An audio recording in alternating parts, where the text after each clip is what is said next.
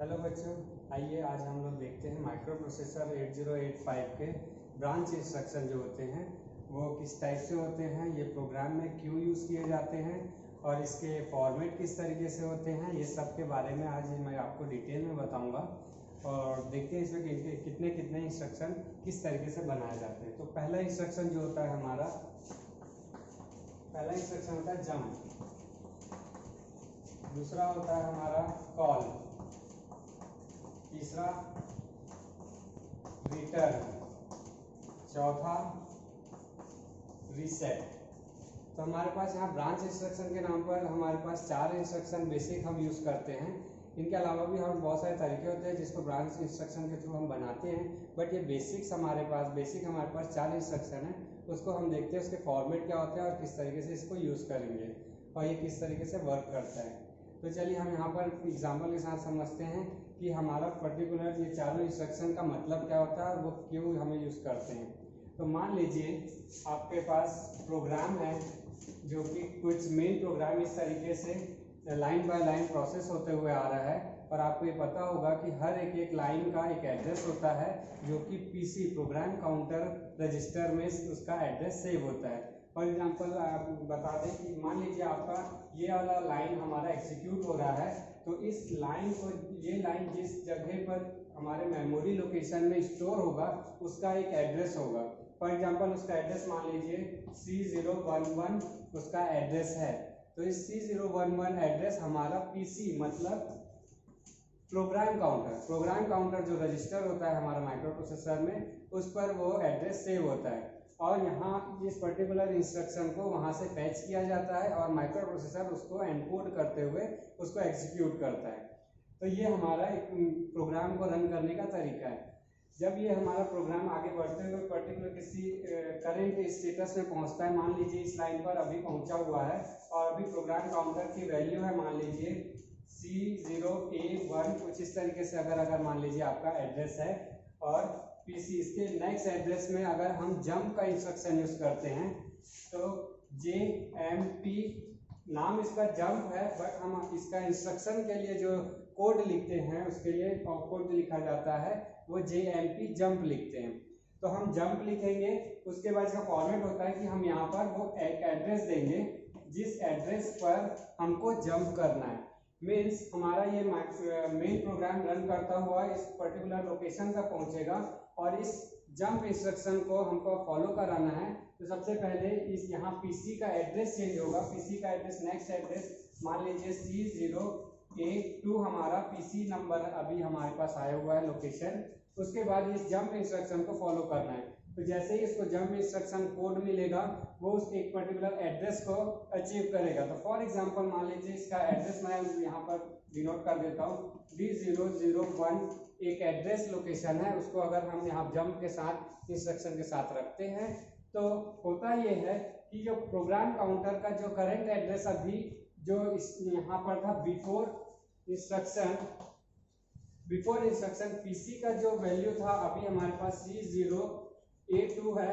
After instruction PC की value change हो जाएगी और हो जाएगी हमारी D001। जैसे कि मैं अभी बता रहा था कि पीसी की वैल्यू ही डिसाइड करती है कि हमारा माइक्रोप्रोसेसर किस लाइन को एग्जीक्यूट करेगा। तो हमारा इस इंस्ट्रक्शन के साथ हमारा पीसी की वैल्यू, प्रोग्राम काउंटर की वैल्यू चेंज हो जाती है और जैसे ही चेंज होती है वो पर्टिकुलर लोकेशन में जाकर वहाँ का कोड और कोड वगैरह को फैच करता है और वहाँ के एज पर इंस्ट्रक्शन हमारा माइक्रो प्रोसेसर वहाँ से एग्जीक्यूट करना शुरू कर देता है। तो ये जंप इंस्ट्रक्शन हमारा मेन प्रोग्राम से अनदर किसी मेमोरी लोकेशन में हम जहाँ अनदर कोई और प्रोग्राम हो वहाँ अगर हम जंप कराते हैं तो ये हम इस कोड के थ्रू हम करते हैं। ये कोड हमारा यहाँ पर एड्रेस जो है उस एड्रेस को बिलोंग करता है। तो ये इस तरीके से ये तरीका होता है कि जंप हमारा इंस्ट्रक्शन पीसी को अपडेट करता है और हमारा नेक्स्ट इंस्ट्रक्शन हमारा अनदर किसी जो डिनोटेड हमारे पास जो एड्रेस है वहां से एग्जीक्यूट करना शुरू करता है। तो आपने यहाँ पर देखा कि जंप इंस्ट्रक्शन कुछ इस तरीके से वर्क करता है। आगे देखते हैं हम कॉल इंस्ट्रक्शन। जो कॉल इंस्ट्रक्शन हमारे पास यहाँ पर है, पहला इंस्ट्रक्शन इस तरीके से, और कॉल इंस्ट्रक्शन किस तरीके से वर्क करेगा उसे देखते हैं। तो मान लीजिए हम जंप की जगह अब यहाँ पर कॉल इंस्ट्रक्शन लिखते हैं।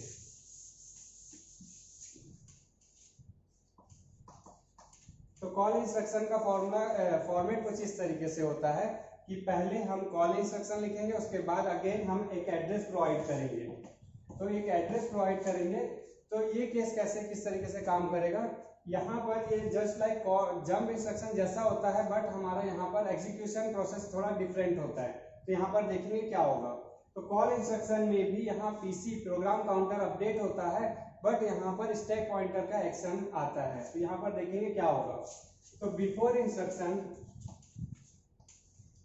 हमारा पीसी की वैल्यू जो है अभी एग्जांपल के तौर पर हमारा C082 हमारा अभी बिफोर एग्जीक्यूशन हमारे पास प्रोग्राम काउंटर कुछ इस तरीके से है, और हमारा स्टैक पॉइंटर की वैल्यू अगर मान लेते हैं हम F000 है, तो इस वैल्यू पर हमारा अभी मान लेते हैं हमारा इस तरीके से बिफोर इंस्ट्रक्शन पीसी और स्टैक पॉइंटर की वैल्यू ये है। आफ्टर इंस्ट्रक्शन होगा ये, आफ्टर इंस्ट्रक्शन के एग्जीक्यूशन के बाद हमारा जो प्रोग्राम काउंटर है वो दिए हुए एड्रेस के साथ अपडेट होगा। तो मान लीजिए एग्जांपल के लिए हम इसका एड्रेस मैं प्रोवाइड कर रहा हूँ D001।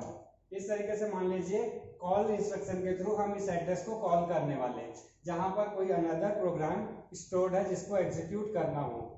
तो आगे देखते हैं, आफ्टर इंस्ट्रक्शन हमारा प्रोग्राम काउंटर अपडेट होता है इस वैल्यू के साथ। तो पीसी की वैल्यू हमारी चेंज हो जाती है, हमारा वैल्यू D001 हो जाता है। लेकिन ये एक्शन होने से पहले हमको ये प्रोग्राम काउंटर का जो वैल्यू है उसको स्टैक पॉइंटर जिस भी मेमोरी लोकेशन को जो हम मेमोरी लोकेशन उसको डिनोट किए हुए हैं उस मेमोरी लोकेशन में प्रोग्राम काउंटर में जो एड्रेस है उसे सेव किया जाता है। मीन्स मान लीजिए हमारा ये स्टैक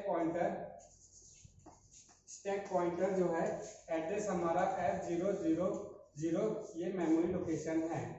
तो इसका कॉन्जुगेट एड्रेस का सबसे पहला प्रोसेस ये होता है कि पहले एसपी की वैल्यू एक माइनस होती है। फर्स्ट प्रोसेस होता है एसपी की वैल्यू माइनस होगी, मतलब हमारा एड्रेस हो जाएगा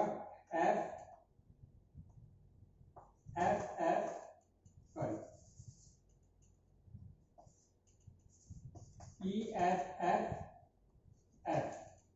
प्रीवियस एड्रेस इस तरीके से होगा, नेक्स्ट एड्रेस होगा EFFE होगा। तो इस तरीके से हमारा कंजुगेट एड्रेस जो है इस तरीके से पीछे हम माइनस करेंगे तो हमारा एड्रेस उस तरीके से बिलोंग करेगा। तो मान लीजिए हमारा स्टैक पॉइंटर इस एड्रेस को एड्रेस कर रहा है, जैसे ही हम यहाँ पर एक वैल्यू को माइनस करेंगे, एसपी के एड्रेस को माइनस करेंगे, तो हमारा नेक्स्ट कंजुगेट एड्रेस हमारा EFF होगा।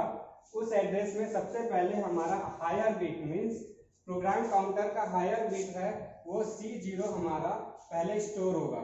स्टोर होने के बाद हमारा हायर एड्रेस जो PCH जो हायर प्रोग्राम काउंटर का हायर बिट है C0 वो पहले स्टोर होगा। उसके बाद हमारा थर्ड एक्शन होगा, अगेन SP की वैल्यू माइनस होगी, 1 माइनस होगी। तो मतलब हमारा नेक्स्ट एड्रेस हमारा ये हो जाएगा EFFE। इस तरीके से नेक्स्ट एड्रेस आएगा और हमारा फोर्थ एक्शन होगा ये कि हमारा प्रोग्राम काउंटर का लोअर बिट हमारे यहाँ पर A2 है, वो A2 यहाँ पर सेव हो जाएगा। तो इस तरीके से हमारा स्टैक पॉइंटर में हमारा प्रोग्राम काउंटर की वैल्यू स्टोर हो चुकी है।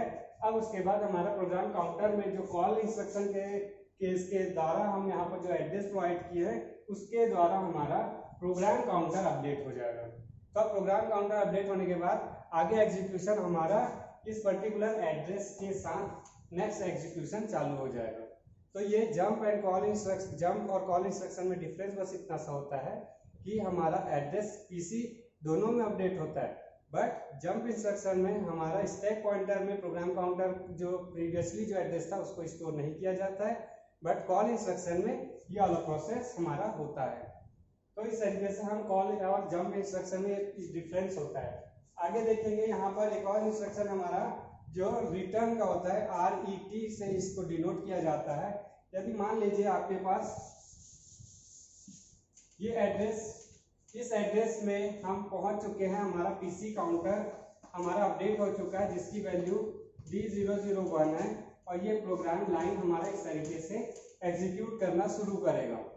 इस एग्जीक्यूशन प्रोग्राम के बाद हम यहाँ पर अगर RET रिटर्न का अगर इंस्ट्रक्शन लिख देते हैं तो इसमें रिटर्न लिखने के बाद होता यह है कि हम जो मेन प्रोग्राम यहाँ जो एग्जीक्यूट कर रहे थे, जिसका एड्रेस यहाँ तक पहुँचने के बाद हमको कॉल इंस्ट्रक्शन हमको मिला था, हम उस एड्रेस में वापस हमको रिटर्न पहुँचाता है मेन प्रोग्राम में।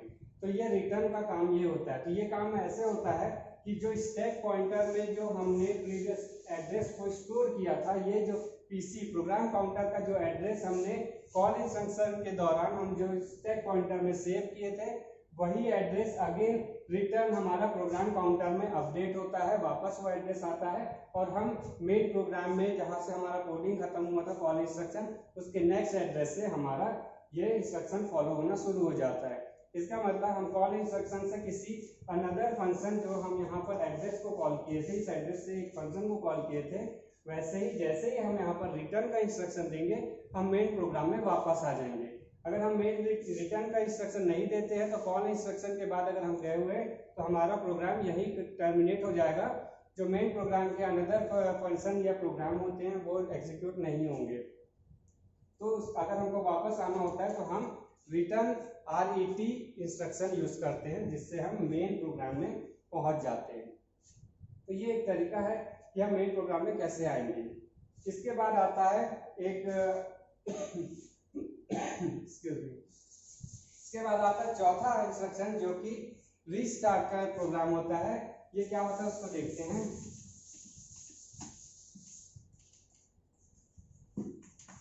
RST के बाद इसका फॉर्मेट है n का मतलब यहाँ नंबर लिखना होता है। n की वैल्यू होती है 0, 1, 2, 3, 4, 5, 6 और 7। यहाँ तक हम इसका नंबर को पुट कर सकते हैं। मीन्स अगर हमको लिखना है तो RST 7 लिखेंगे, RST 6 लिखेंगे। इस तरीके से इसका फॉर्मेट होता है। हम इस तरीके से इंस्ट्रक्शन लिखते हैं। ये इंस्ट्रक्शन करता क्या चीज है इसके बारे में हम देखते हैं।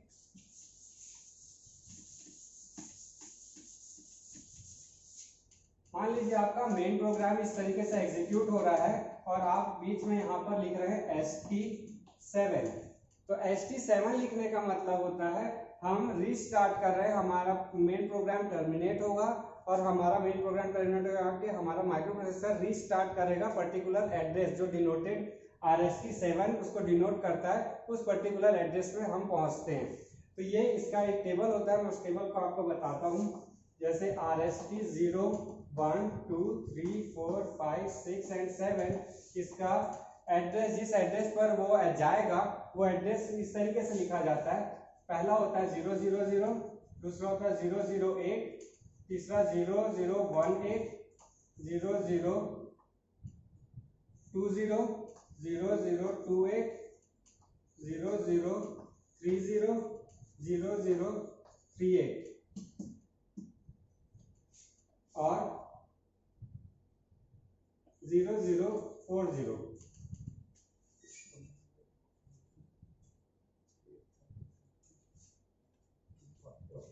तो ये एड्रेस को हमको डिनोट करता है कुछ इस तरीके से।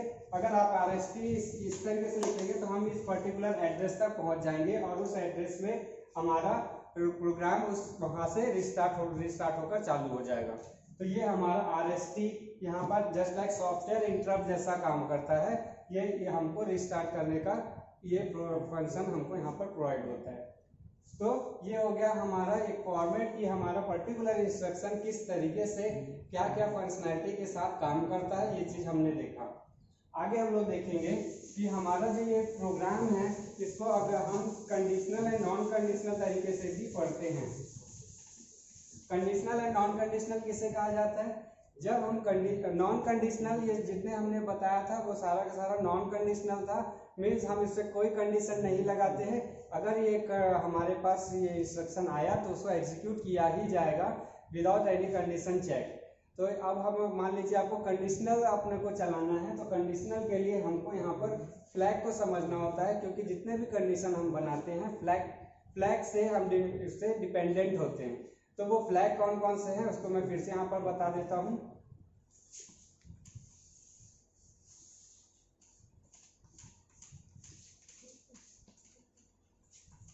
D0, D1, D2, D3, D4, D5, D6 and D7। ये मान लीजिए आपका फ्लैग का रजिस्टर है। फ्लैग रजिस्टर में हमारे पास आपको पता होना चाहिए कि कौन सा पोजीशन या कौन सा बिट हमारा किसको डिनोट कर रहा है। तो हमारा D1, D3 और D5 ये हमारा बिट डोंट केयर में होता है, हम इसको केयर नहीं करते हैं। और बाकी बिट्स किसको रिप्रेजेंट करते हैं इसको देखते हैं। ये साइन फ्लैग को करता है, ये जीरो फ्लैग, ये ऑक्सिलरी कैरी के लिए, ये पैरिटी बिट और ये कैरी फ्लैग, जैसे कि आपको पता है। तो ये सारे बिट्स हमारे ये शो करते हैं कि कौन से फ्लैग क्या करते हैं। तो यहाँ पर हम इसको एज अ कंडीशनल हम यूज करेंगे। तो कंडीशन किस तरीके से यूज किया जाता है वो देखेंगे। तो पहला हम जंप इंस्ट्रक्शन के लिए देखते हैं कि कंडीशन किस तरीके से काम करता है। तो हम यहाँ पर लेते हैं पहला साइन फ्लैग के थ्रू कैसे कंडीशन सेट करेंगे। तो साइन फ्लैग जो होता है हमारा पॉजिटिव और नेगेटिव होता है। तो पॉजिटिव वैल्यू को शो करने के लिए हम P लिखेंगे, माइनस के लिए M लिखेंगे। और साइन फ्लैग जब हमारा साइन फ्लैग की वैल्यू जब 1 होती है तो वो माइनस को डिनोट करता है, और जब साइन फ्लैग की वैल्यू 0 होती है उस समय पॉजिटिव को डिनोट करता है। तो इस बात को ध्यान रखते हुए हम यहाँ पर इंस्ट्रक्शन को सेट करते जाएंगे। तो अगर हम JP लिखेंगे, यहाँ पर J जंप के लिए है, P पॉजिटिव के लिए है। अगर JP अगर हम इस तरीके से इंस्ट्रक्शन लिख रहे हैं तो हमारा ये बिट 0 को डिनोट कर रहा है। और ये केस अगर हमारा फॉलो होगा तो ये कब फॉलो होगा, जब हमारा साइन फ्लैग की वैल्यू क्या होगी, 0 होगी। अगर JM लिख रहे हैं हम तो हमारा साइन फ्लैग की वैल्यू उस समय 1 होगी।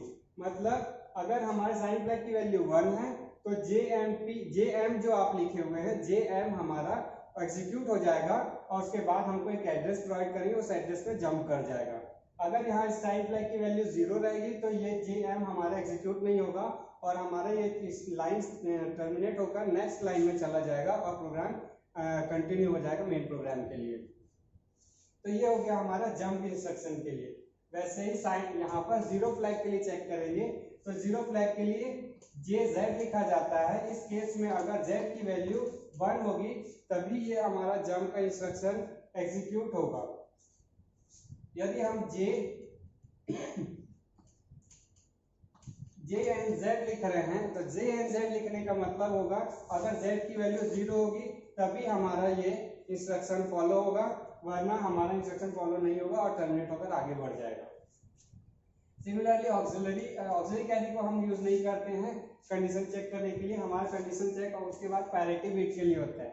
पैरिटी बिट में हम जानते हैं कि हमारा जो एक्यूमुलेटर में जो हमारे पास डेटा होता है उसमें हम नंबर ऑफ वंस का काउंट करते हैं और नंबर ऑफ वंस की काउंटिंग या तो इवन हो सकती है या तो ऑड हो सकती है। तो इवन होगी और ऑड होगी तो क्या होगा, अगर इवन है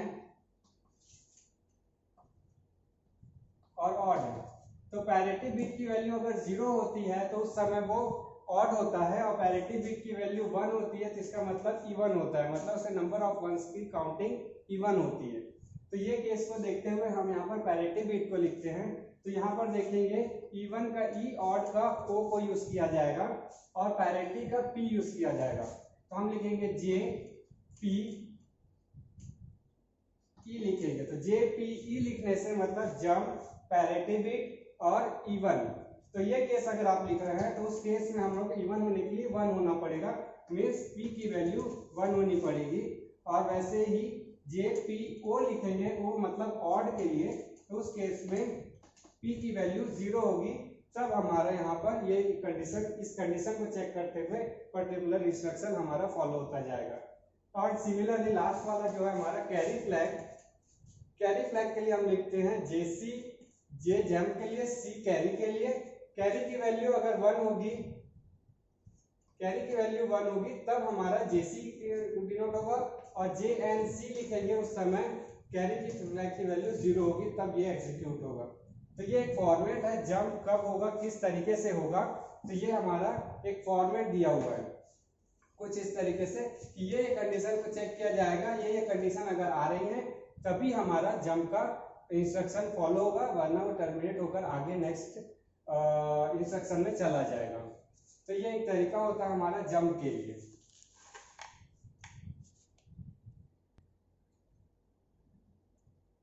चलिए आगे देखते हैं, हमारा कॉल इंस्ट्रक्शन को देखते हैं। कॉल इंस्ट्रक्शन किस तरीके से काम करता है। तो जैसे कि हमने देखा जंप इंस्ट्रक्शन के लिए जिस तरीके से हमने बनाया था, सिमिलर केस होता है कॉल इंस्ट्रक्शन के लिए। सिर्फ और सिर्फ हमारा नोटिफिकेशन और कोड जो होता है चेंज होता है, बाकी फंक्शनैलिटी सेम होती है। तो यहाँ पर किस तरीके से कंडीशन चेक करेंगे उसको हम यहाँ पर देखते हैं। यहाँ मैं जंप वाले इंस्ट्रक्शन को मिटा देता हूँ। अब कॉल वाले इंस्ट्रक्शन किस तरीके से लिखेंगे। कॉल के लिए जैसे कि जंप के लिए हम सिर्फ जे लिख रहे थे, वैसे ही कॉल के लिए हम यहाँ पर सी लिखेंगे। तो यहाँ पर देख रहे हैं, अगर साइन फ्लैग को चेक करना है और साइन फ्लैग एस की वैल्यू 0 और एस की वैल्यू 1 है, जो कि पॉजिटिव और नेगेटिव को डिफरेंट माइनस को डिफरेंट करता है। तो इसी तरीके से हम यहाँ पर अगर 0 है, 0 की वैल्यू p है, p का मतलब हो गया हमारा कॉल के लिए c और p हमारा पॉजिटिव के लिए। तो cp हमारा ये कॉल इंस्ट्रक्शन के लिए यूज किया जाता है। और सिमिलरली अगर माइनस करना है तो 1 s की वैल्यू 1 है, 1 के समय हम यहाँ पर m लिखे हुए हैं, यहाँ पर लिखेंगे cm। तो इस तरीके से हम यहाँ कॉल इंस्ट्रक्शन को कॉल करते हैं। सिमिलरली अगर हम यहाँ पर देख रहे हैं कि हमारा 0 फ्लैग के लिए अगर हमको लिखना है तो हम लिखेंगे CZ, Z की वैल्यू जब 1 होगी CZ होगा, उसी समय हमारा कॉल इंस्ट्रक्शन फॉलो होगा। वैसे ही CNZ होता है। तो CNZ 0 के लिए हम यूज कर रहे हैं, 0 जब Z की वैल्यू 0 होगी उसी समय ये वाला इंस्ट्रक्शन फॉलो होगा। नेक्स्ट पैरेटिव बिट के लिए यहाँ पर जैसे मैंने बताया इवन एंड ऑड के लिए जैसे जंप के लिए किए थे, सिमिलरली लिखेंगे CP, ये इवन के लिए 1 इवन के लिए तो CPE लिखा जाएगा एंड सिमिलरली CPO लिखा जाएगा। तो ये पैरेटिव बिट चेक करने के लिए हमारा कॉल इंस्ट्रक्शन यूज किया जाता है। एंड सिमिलरली यहाँ पर देख रहे हैं आपका कैरी फ्लैग के लिए है, तो इस यहाँ पर CC लिखा जाएगा, एक कॉल के लिए होगा और C हमारा कैरी फ्लैग के लिए होगा। नेक्स्ट देखेंगे जो हमारा यहाँ लिखेंगे CNC जब कैरी फ्लैग की वैल्यू 0 होगी। तो इस तरीके से हमारा ये कॉल इंस्ट्रक्शन के लिए जो कंडीशनल जो हमारे पास जो भी इंस्ट्रक्शन है उसको इस फॉर्मेट में लिखा जाता है।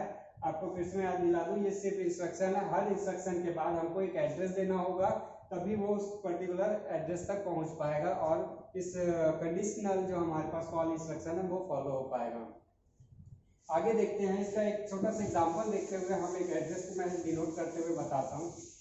जैसे मान लीजिए आपका ये मेन प्रोग्राम रन कर रहा है और आपने एक इंस्ट्रक्शन ये वाला कॉल का इंस्ट्रक्शन इसको यूज किया, तो हम लिखेंगे CNC और एक एड्रेस प्रोवाइड करेंगे हम जिस एड्रेस पर इसको कॉल करना है। तो हम लिखेंगे वो एड्रेस, एग्जांपल के लिए D000 यूज कर रहे हैं हम। और मान लीजिए ये इंस्ट्रक्शन का एड्रेस A000 पर स्टोर है, मीन्स यहाँ प्रोग्राम काउंटर, हमारा प्रोग्राम काउंटर का वैल्यू अभी ये है क्योंकि हम इसी को कॉल कर रहे हैं।